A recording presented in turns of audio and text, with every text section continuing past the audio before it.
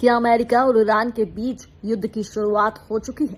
पश्चिम Asia में एक बार फिर हालात बेहद तनावपूर्ण हो गए हैं। अमेरिका और ईरान के बीच टकराव लगातार बढ़ता दिख रहा है और दुनिया की नजरें अब इसी क्षेत्र पर टिकी हुई हैं। ताजा घटनाक्रम में अमेरिकी सेना ने दावा किया कि उसने ईरान के खिलाफ सैन्य कार्रवाई की है। अमेरिका का कहना है कि स्ट्रेट ऑफ हॉर्मुज के ऊपर उड़ रहे उसके एक अटैक हेलीकॉप्टर को ईरानी बलों ने मार गिराया, जिसके जवाब में अमेरिकी सेना ने हमला किया। हालांकि ईरान इस मामले को अलग नजरिए से देख रहा है। ईरान के विदेश मंत्री अब्बास अरागची ने अमेरिका को सीधे चेतावनी देते हुए कहा है कि अगर अमेरिका को सुरक्षित रहना है तो उसे इस क्षेत्र से दूर रहना होगा। उन्होंने साफ शब्दों में कहा कि ईरान किसी भी हमले या धमकी का जवाब देने में पीछे नहीं हटेगा। दिलचस्प बात यह है कि ईरान के उप विदेश मंत्री का बयान थोड़ा नर्म दिखाई दिया। उन्होंने कहा कि अमेरिकी हेलीकॉप्टर को जानबूझकर निशाना नहीं बनाया गया था। इस बयान को कई विशेषज्ञ एक संकेत के रूप में देख रहे हैं कि ईरान फिलहाल अमेरिका के साथ पूर्ण युद्ध नहीं चाहता, लेकिन अपनी ताकत भी दिखाना चाहता है।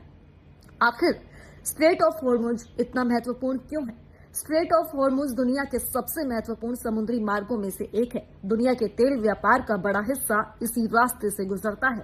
अगर यहाँ किसी तरह का संघर्ष बढ़ता है तो पूरी दुनिया में तेल की कीमतें बढ़ सकती हैं और वैश्विक अर्थव्यवस्था पर असर भी पड़ सकता है।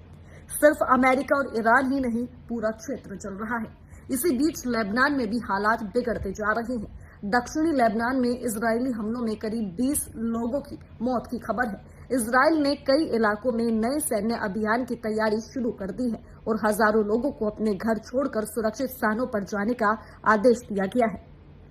गाजा की स्थिति भी बेहद गंभीर बनी हुई है। वहां के स्वास्थ्य मंत्रालय का आरोप है कि हजारों मरीजों को इलाज के लिए बाहर जाने की अनुमति नहीं मिल रही है।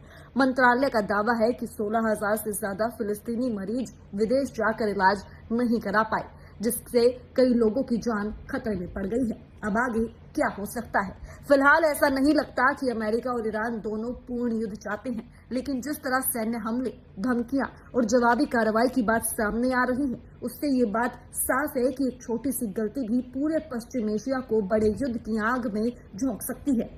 यही वजह है कि दुनिया भर के देश इस संकट पर नजर बनाए हुए हैं। अगर हालात और बिगड़ते हैं तो इसका असर सिर्फ अमेरिका, ईरान या इजराइल तक सीमित नहीं रहेगा, बल्कि तेल की कीमतों से लेकर वैश्विक अर्थव्यवस्था तक हर जगह महसूस किया जा सकता है। फिलहाल के लिए सिर्फ इतना ही। तमाम खबरों के लिए जुड़े